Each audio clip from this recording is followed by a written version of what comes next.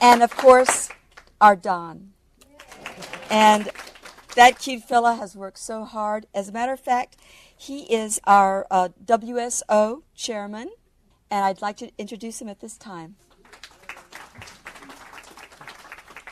Good morning, ladies and gentlemen. Welcome to the convention this year. It's my distinct pleasure to serve the fellowship that has literally saved my life and worked wonders in it today.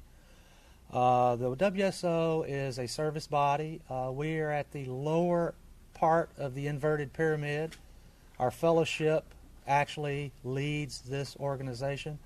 The intergroups are below the fellowship, serving the needs of multiple groups. Below that lies the WSO at the bottom of that pyramid. We're a small group of people. We do a lot of work with some volunteers, some of who are here today. I'd like to recognize the WSO committee at this time. I'd like to note our Vice Chair, Mr. Omer G. Our Secretary, Ms. Phyllis R. Our Treasurer, Mr. Scott R.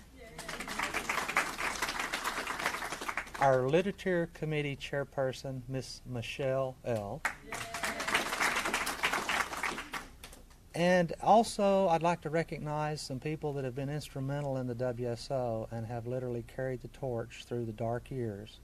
There is a special person here today who was my predecessor. I love and respect this person so much, Miss Terry H. Without Terry's efforts leading this fellowship through the dark times of the 90s and the early 2000s when our membership had dwindled and our meetings had dwindled, I could not be standing here in front of you today. So my appreciation is deeper than I could express in words. At this point, I'd like to take no further ado and introduce our Literature Committee who put this wonderful book together you're about to see, my dear friend, Michelle.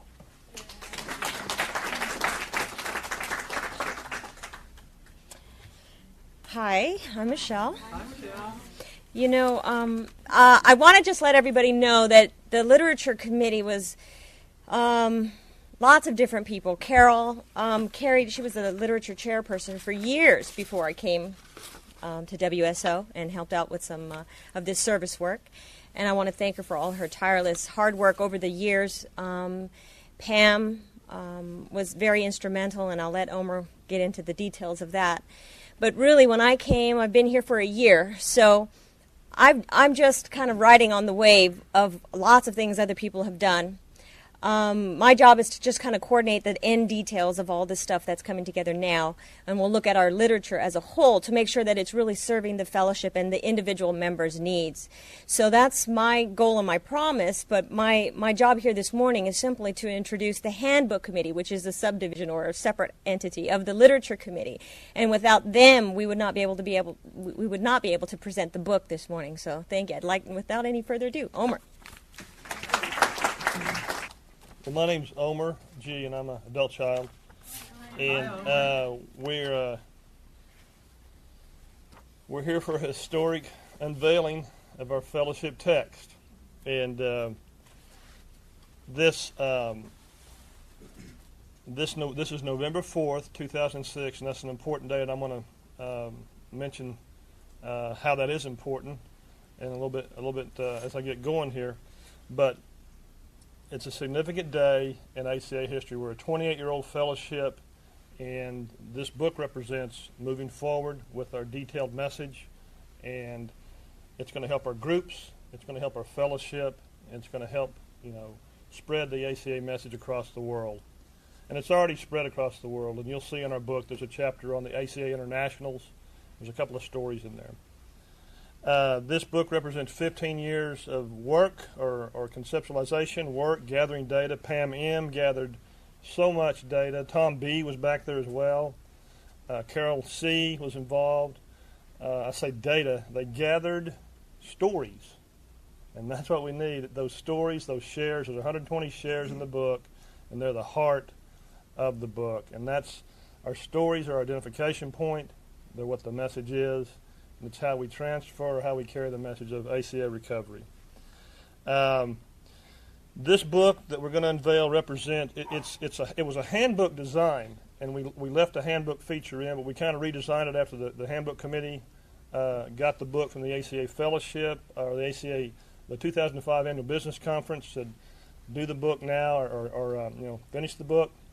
We had 1,100 pages of very organized copy in chapters, and so we trimmed it down, though, and got the book done with that material and more writing and editing in about 18 months. And I'm going to introduce you to my committee here in a minute, and they worked hard, and it's just amazing that we're here today with it. I mean, it's just what's happened over the last year and a half is truly spiritual and truly amazing. But this is a meeting book, a step book, a traditions book. It's a handbook, group manual. It is it's our detailed voice, and it's the vision of Tony Allen, our primary founder, the Alateens as well, who helped found us, of Jack E. and of Marty, who's here today, and the others who were here before us, and some of them are still here today. It's what ACA is and can be. And with the book as well, we want to begin a discussion about ACA recovery. We put a sentence right in the front. You know, what does ACA mean to you? And let's have that talk over the next years, and let's find out what that is. We know it's 5 things. We know ACA is the steps, traditions, the problem, the solution. The problem is the laundry list, and it's sponsorship. And there's also inner child grief work and reparenting. Those are all, that's to me, that's what ACA is. And it's a complete program that addresses the trauma and neglect of childhood. It also serves as a solution for a pathway to love, to self-love, and to a true connection with the higher power. I want to introduce the handbook committee, but one more day about November 4th. And we couldn't have planned this, and I happened to notice this. We didn't know if the book was going to be here. These are soft covers, and we'd planned only hard covers. And we learned about the publishing business as we were writing the book, too. I mean, it was, once again, things showed up, and we found, we knew how to ask, the trim size, perfect bound, case bound, all that lingo that we had to get together. And then, at the end, I'd made an error, or maybe it wasn't an error, just a miscommunication. I said, well, the hardbacks will take this long. I thought, we've missed the convention. It's going to be 2 weeks after. Well, our chairman here, Don C., says, let's try to make it happen. And he says, can they do, some soft bounds? So I didn't think that, I didn't know if that was going to happen. Sure enough, they could, and they did. They cut 2 weeks off the time, and they got us the soft covers today, or actually a couple of days ago. And the hardbacks are coming. They're probably going to be on the truck Monday. Is that right, Scott? Monday or Tuesday. They're going to be here soon. And these are numbered first edition copies, collectible. And to be fair, since we're going to start these softbound copies at the higher end, like at 1900, so that those who want the lower numbers can have that chance by ordering the hardbacks as we plan to begin with. Does that sound fair? Okay. Same book, same good stuff. But here's something important about November 4th. And we couldn't have planned this, and because this is 15 years in the making. And I think this is significant, that in 1927, a child was born that would turn out to be the primary founder of Adult Children of Alcoholics. And that man was Tony Allen, and he was born on November 4th, 1927. That's a true story. And I saw that 2 or 3 weeks ago, and we were actually wondering if we could get the books here, and I was reviewing. This is Tony's book, by the way. And he published his own book in 1991 called The Laundry List. And it talks about how the list was developed and gives credit to people helping kind of edit it. And right in the front, it says, I was born November 4th, 1927, and raised in New York.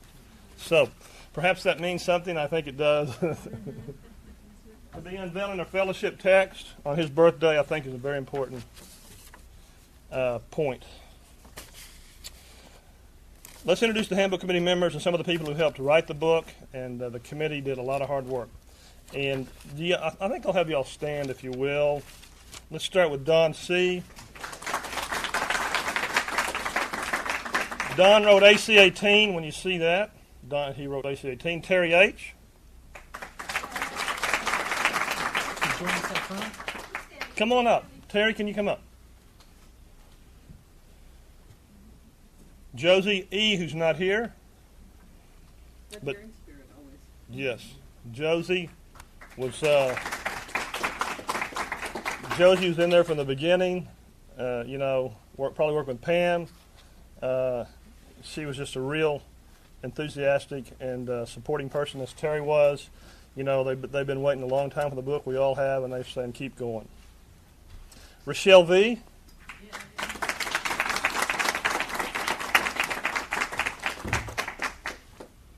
Michelle L.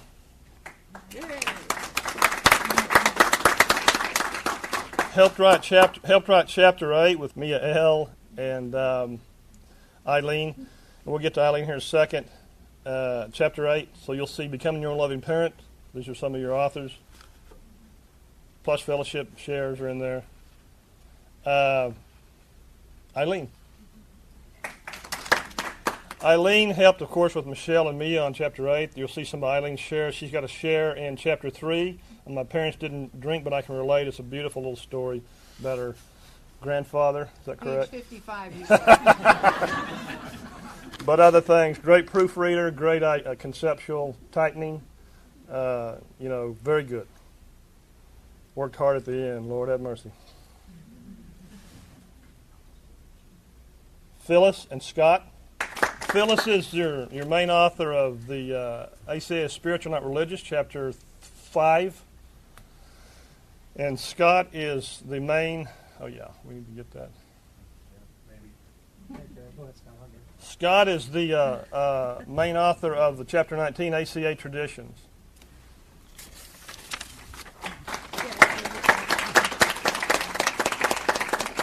And Mia L. isn't here, but she was a great contributor. Clydine was helpful in support. She's recovering from an accident, so we hope she's going to be okay. But she's great in support throughout. And there was also a Marilyn B. back in Tulsa, Oklahoma. There were many. We were having the book worked on here in California. We were also sending out drafts for people to review, and I just saw Leslie there. I'm going to get you, Leslie. And we had people in Tulsa. We were reading the book every Sunday or Saturday, or reading a version of the drafts. And Marilyn B. was great on copy editing, misplaced modifiers, split infinitives, great stuff. And so learned a lot about that. And Leslie, now these were authors, not necessarily on the handbook committee, but they are. So come on up, Leslie. And not just to make that delineation there, but we had other authors, and they were great. I saw Leslie's workshop last year, working laundromat? Working at the laundromat. Working at the laundromat. So I said, hey, would you do me a chapter? And she did. And that's chapter 14, maybe. I think it is. But it's Leslie. When you see taking our program to work, that's Leslie. Then there's Marty, of course, Marty S., who's the author of the Identity Papers, and I don't know if he's in here yet, but he also wrote an appendix for the back about the endogenous and exogenous addiction, the two-tiered model of addiction. Great stuff, and you'll meet him today. Then there's two guys that can't be here. One guy's in Finland, Ari-Pekka Skarp. Or S, we'll have to take that off the tape, Don. And then Mario B. he's a French-Canadian, or a French-speaking Canadian, and Ari Peck is a Finnish. And their stories are, I think, chapter 18 or 17, chapter 17, our international reach, because we really are international. This message is cross nations, and cross cultures. It has appeal, that kind of appeal. Mentioned Pam and Carol, their important contributions. Others are, of course, Jack E., who wrote the solution way back, put the laundry list in the narrative called The Problem. We also had the professionals that we were talking to, and And you'll see we talked to, and actually Claudia Black, Dr. Claudia Black, who was a founding member, a founding clinician of the ACA concept. Dr. Charles Whitfield, a preeminent physician on treating trauma, codependency, adult-child issues. He wrote the doctor's opinion. Claudia Black wrote an introduction. Ernie Larson, I talked with him. Ernie Larson was here last year, and just talked with Ernie about some of his concepts. Emailed Sharon Westscheider Cruz and got her family roles straight. Want to be sure I quoted him right. Family hero, scapegoat, lost child, and she emailed back and said, "Hey, you got it right," or she actually fixed a little bit. Talked to Ann Smith, grandchildren of alcoholics, right here at the end, and you'll read about grandchildren of alcoholics. That's really important for understanding the generational nature of addiction or dysfunction. And then, of course, Tony A. We talked to Tony A. We talked to before he died. And when you read chapter 15, Beyond Survival, Practicing Self-Love, there's a lot of Tony A. And he's throughout the book.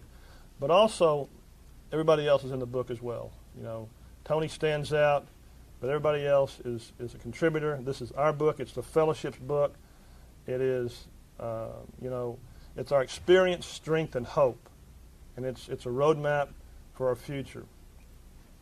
I hope I haven't left anybody out. Has anybody here that needs to be mentioned that worked? I see Steve here on the comm line, who has done a great job with the comm line announcing.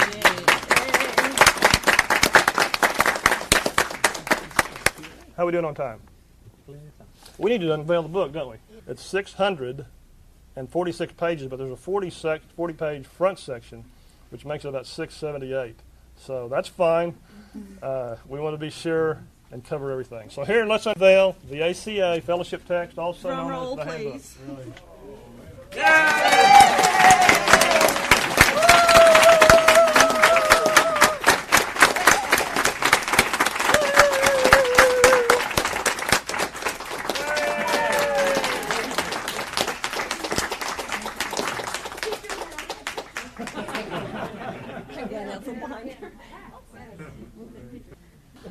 I know that we have it, but I want to acknowledge and ask our higher power for blessings on this amazing, amazing book.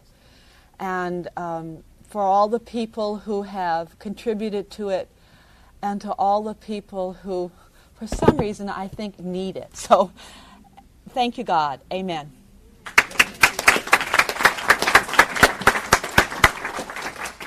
At this point in time, ladies and gentlemen, we're going to ask that you fill out any order forms for the book. Because we want to give Marty the attention that this presentation deserves, we're going to hold the books until after the presentation. So right now at this point, we'd like to distribute the order forms, and if you'll go ahead and fill them out, right after the presentation, we'll be in the lobby here. You can give us the forms and pick up your book. Homer, any closing words? With that, here are the forms. We're ready to give you the book. Thank God.